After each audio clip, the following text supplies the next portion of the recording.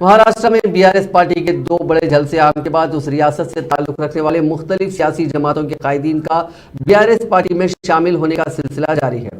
تازہ طور پر آج ریاست کے اضلاع اورنگ آباد اور پربھنی میں سیاسی اثر و رسوخ رکھنے والے خاندان سے تعلق رکھنے والے نوجوان قائد ابھے کیلاش راؤ پاٹل نے آج بی آر ایس پارٹی میں شمولیت اختیار کر لی۔ انہوں نے پرگتی بھون پہنچ کر صدر بی آر ایس اور چیف منسٹر چندر شیکھر راؤ سے ملاقات کی۔ اس موقع پر کے سی آر نے ابھے کیلاش راؤ پاٹل کو پارٹی میں کھنڈوا پہنا کر بی آر ایس پارٹی میں شامل کر لیا۔